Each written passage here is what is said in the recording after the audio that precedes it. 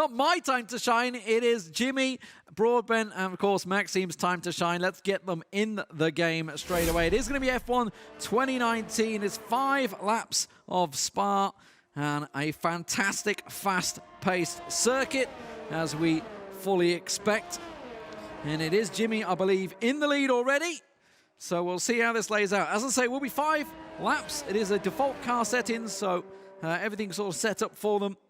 And we'll see how this one works out. Maxime already with a bit of work to do on the tail. But as I say, this is a very, very fast-paced circuit.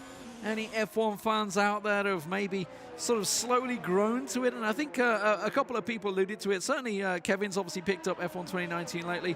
I think the Drive to Survive series on Netflix, if you haven't watched that, go and watch it. It will absolutely whet your appetite for the start of this race, the start of the season that will be coming in shortly. As they do chase at the moment, it does look like Maxime's dropping by. Let's have a quick look at the start of this race to see how it all kicked off from the beginning of the race. At the moment, Maxime is slowly dropping behind, so a time would be perfect to have a quick look at that. And don't forget, you guys at home can get involved in this one. Overtake challenge. Will Jimmy come out with 7 points? At the moment, he's leading nicely on Maxime. Or will you get behind Team Green and give Maxime, Team Red, I should say, and give Maxime the point? Here's the start. So it was Maxime on the pole, and Jimmy looks like he got a pretty even start, so it must have been into the first corner at the moment. You can see Maxime had a really nice start. Oh, just overshot the braking line, and that's what gave Jimmy the chance.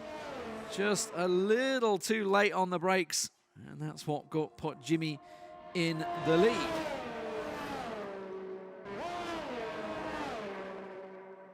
So it was all a simple start. It was a really nice start from Maxime off the line. It's just a shame she sort of outdid herself there on the brake. So let's go back to see it live, exactly how it is. There's Jimmy putting his heart into it. You can see he's giving it a fair bit. He's actually streaming this as well, I believe, if I'm not mistaken.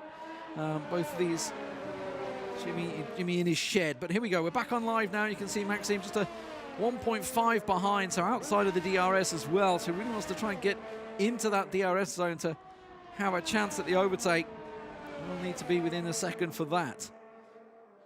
The F1 2019, and you know, everybody's said it is a really nice game to get yourself started. If you wanted to start moving into sim racing, you don't need to be ultra hardcore, especially with F1 2019.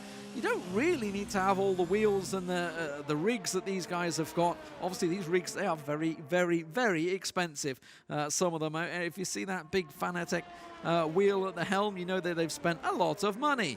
But you don't need to go so crazy, especially with F1 2019. Hell, you could use keyboard and mouse, but I wouldn't advise it. You can also use your controller as well, and check out Dave Gaming. Obviously, he's put up a nice video out there. It's like, do you just need a controller, or do you need these big fancy wheels? Well, this is one of the games that you can bring yourself into it gently. You can have as many assists on as you like, and then slowly drop them down. That's when you know, when you really start getting into it. Get rid of the racing line. You can see, obviously, these guys don't have a racing line on it.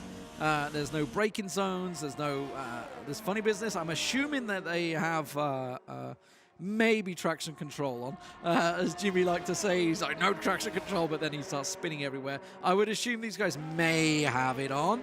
But Jimmy at the moment is still holding that lead. Maxime just 1.3 behind 1.5.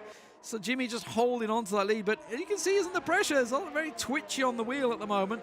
Just making sure he stays in control of the race.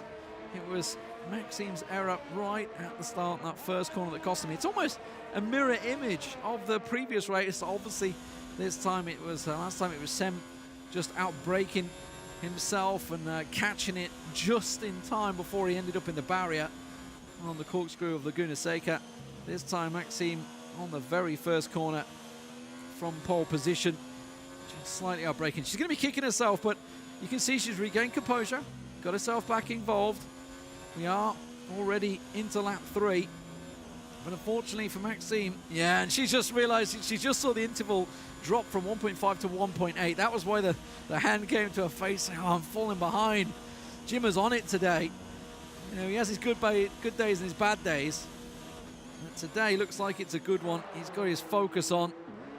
Good bit of pressure. He has been involved in so many of the races across, as he mentioned, across all the sims. You know, we're covering 7 different races today. He's been doing Assetto Corsa, obviously with iRacing in R Factor 32. He's been involved on obviously F1 2019 with the Not the GPs, constantly involved in those. As I mentioned, spearheaded or attempted to Lando Norris in one of those races. Didn't quite work out for him. It actually cost them a position in the end. And I think actually the old man himself, Paul Challoner, aka Red Eye, was also hot on his heels in that race as well. So, who took part in the iRacing 24-hour last night? Which, by the way, we didn't mention. Max actually took part in the iRacing 24-hour that finished today. He took part in 4 hours of it yesterday. So, forever the hardcore sim racer. I'm not too sure how that experience is going to bleed into Mario Kart later on, but maybe the blue shells will be required. 2-second gap now as Jimmy continues to stretch his lead. Now, don't forget, fans out there, get yourself voting. Hashtag OverTake Challenge on the Twitters and the social medias, and back your favorite driver. Try and give them that extra point. Wow, Jimmy is really putting his foot down now. He seems to have found his rhythm. You can see the big grin on his face, like a Cheshire cat. 2.5 seconds. And Maxime, unfortunately, has possibly made another error back there, but it is looking very strong for Jimmy right now as he goes over the line into the final lap. Will there be any errors? Doesn't look like it. Manages to keep himself in control. Doesn't outbrake himself. Through a Rouge, looking, oh, it's such a sweet part. Whoever remembers, it was Verstappen, wasn't it? Made a fantastic overtake there.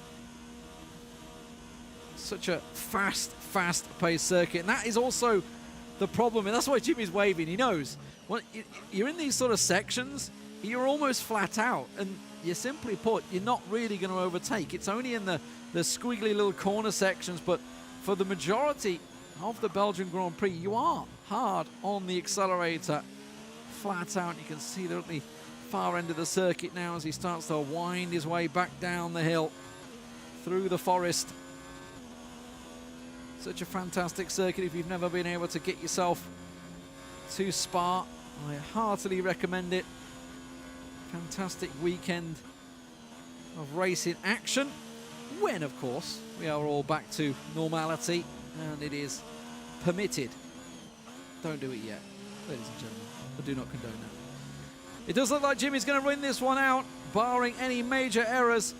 He's looking very confident as he comes over the line, and of course Jimmy, representing Team Green, will give them their 2nd victory if he is to sail over the line. He's doing a little dance, having a little fun. This one looks like it's in the bag. He will have another race later on GT Sport against his Butler pal teammate, Dave. Racing, gaming, even, I get his name correctly, with all his wheels. Jimmy will take the victory. It was a simple victory for Jimmy in the end. It was Maxime that started off strong on pole position, but unfortunately outbraked herself on that very first corner, and Jimmy was not letting up with any of those mistakes. Solid race.